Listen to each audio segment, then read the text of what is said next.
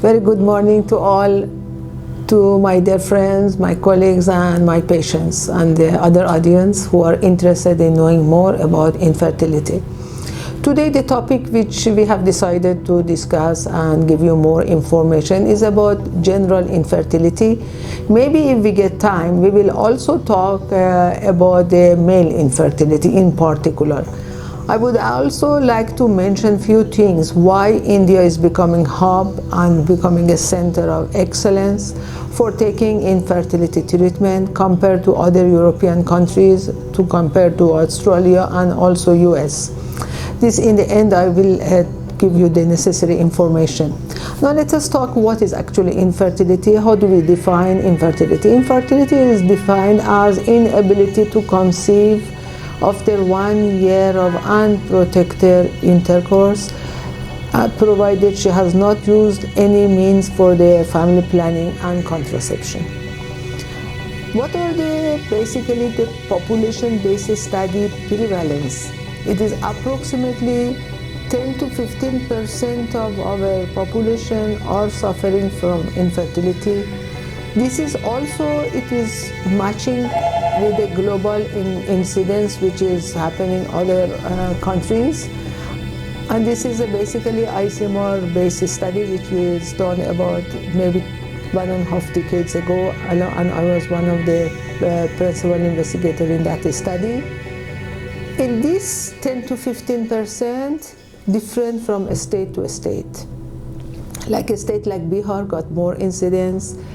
States which are a little bit more better socially affluent and more less self-poverty, so incidents are less. So it is a lot depends on the other factors, the social economical factor, the background, the nutrition, basically the diet, the poverty also affect a lot, because then other things like PID will become more if patient and the public are having basically more type of incidence of poverty, and socio-economically they are weak. What about the compared to male and female, what is the incidence and prevalence? You remember always 1/3 it is related to the problem in women, 1/3 related to the problem in men, and 1/3 is a combined problem. Approximately 10 to 20% it is unexplained.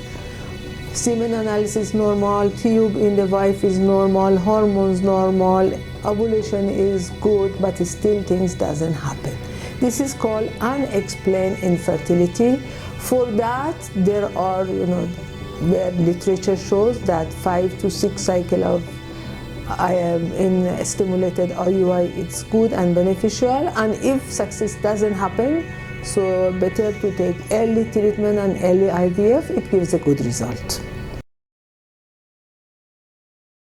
Of course, about the symptoms, which is good to know for all of you in patients with infertility in wife, she may also have some kind of an irregular period, pain abdomen. So these are the type of signs and symptoms which we have to immediately take it into the consideration and report to the infertility specialist. In men, again, we have to take the history, in particular with the relation, whether he has got any sexual impotence, whether they have regular relationship, whether he is having basically other bad habit like smoking, alcohol, substance of the drug abuse. And also it is important to know whether he is working in a place where he is exposed more to pesticide, lead exposed. These are the kind of things and factors where it can cause and predispose men to the infertility and oligospermia. Whether we also should ask him he is taking any tablets, any drug like cimetidine or alkylating agents, or whether he is taking any antihypertensive agent, beta blocker. These are all can also cause infertility and sexual impotence. Normally the wife the woman patient, lady patient, will be examined by us, by myself, and for examination of her husband, the urologist will be examining the husband. What about the first thing which investigation to be done is a semen analysis. Semen analysis is a must. Is also recommendation from the ICMR, from WHO, and also from the ASRM.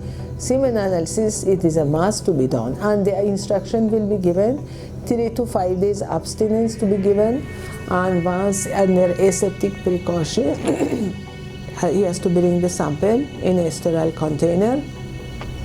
The volume will be about 3 to 5 ml alkaline pH, and the concentration should be minimum 15 million per ml, with having a total active forward progressive motility and slow progressive motility should be at least 32 to 40%, and morphology only 4%.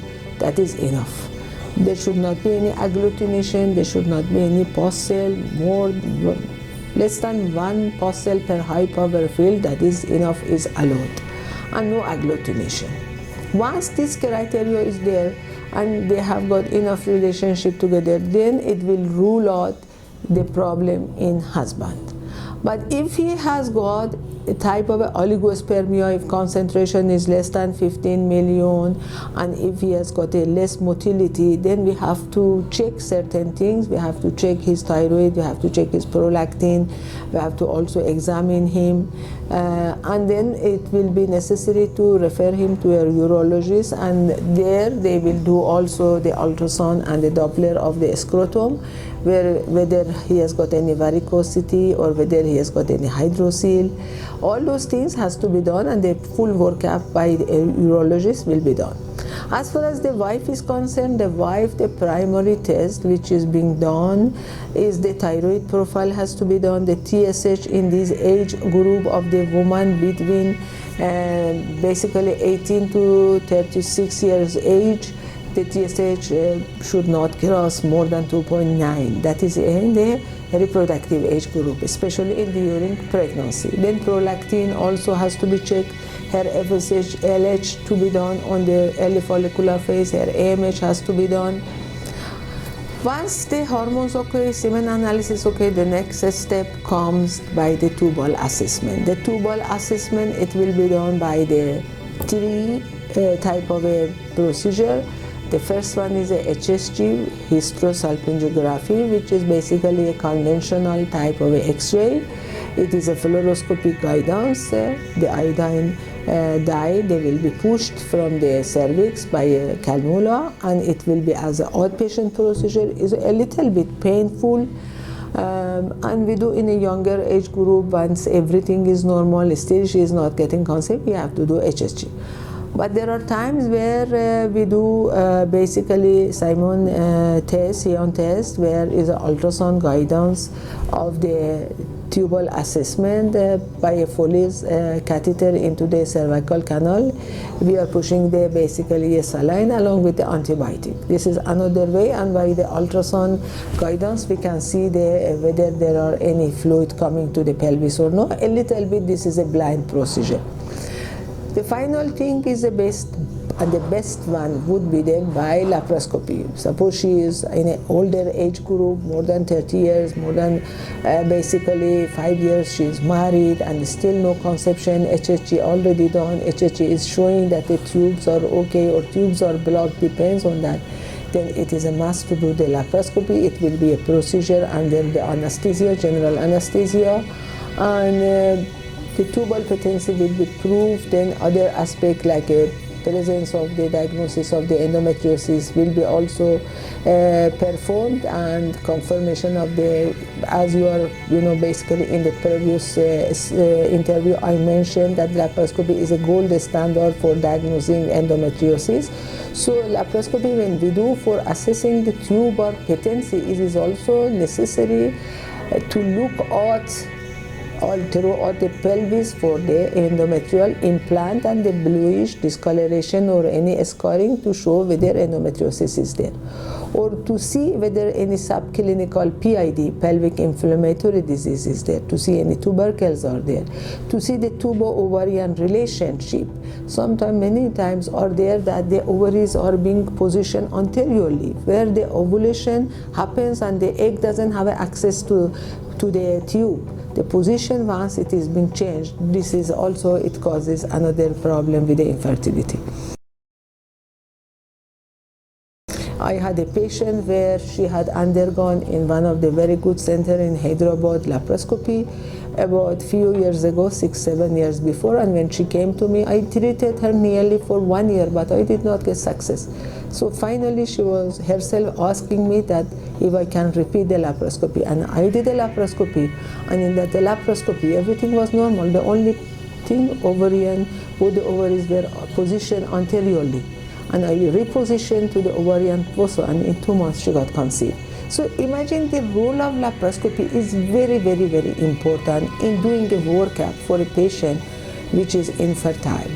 Especially if patient is going for a ART, for other factors, for tubal factor, it is always nice to do the laparoscopy, because then we get more information, we will know the root of the problem. And at some many cases are there where we do laparoscopy, she may not need to go for the further treatment or IVF, she will get conceived. This is the great advantage of the laparoscopy.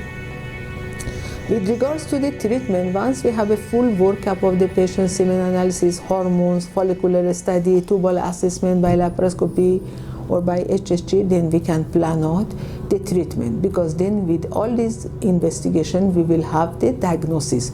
Based on the diagnosis, if it is basically a male factor, oligospermia or oligoastenospermia, then best thing is to go for a intrauterine insemination of the husband's semen. Or if suppose there are problem is with the azoospermia, then it is a must to do the testicular biopsy. It will be done by a urologist, and ICSI will be done. Briefly, I am just mentioning. Or if there are problem with the tubal factor and even laparoscopy is confirmed that yes, by confirmation tubal block is there, it is not possible by FTC or any other procedure to open the tube. So the ultimate treatment lies in the infertility. For a patient with a PCO with the irregular period, we have modalities of the molecule ovulation induction agents are there, latrose, letova or clomiphene citrate we give, and then follicular study will be done, and in about 5 to 6 cycles there is a good chance that she will get conceived. Of course, every time the clomiphene citrate, but the 10 to 15% per cycle chance is there. So about cumulative success rate, about 5 to 6 cumulative success rate, it is only about 30 to 40%. Because this clomiphene has got also not only the estrogenic agonistic property, but also it has got antagonist property. So endometrium, it is always very poor when we are giving them a basically clomiphene. So if this PCO patient, they really don't respond and then to the clomiphene, so we have to review the case. If they are clomiphene resistant case, then we have to give them a counseling plan for a ART and IVF. If she is responding to clomiphene and ovulation is there but still no success, then it is better to plan for a few cycles of the IUI. This is just a brief and very basically a total summary of what plan we have to make for a patient who has got infertility. The details in every time we have in with respect to the topic, I will give you the necessary information. I think that is all enough for today. Anything else, any question you have, you can just call us and let us know. And thank you very much.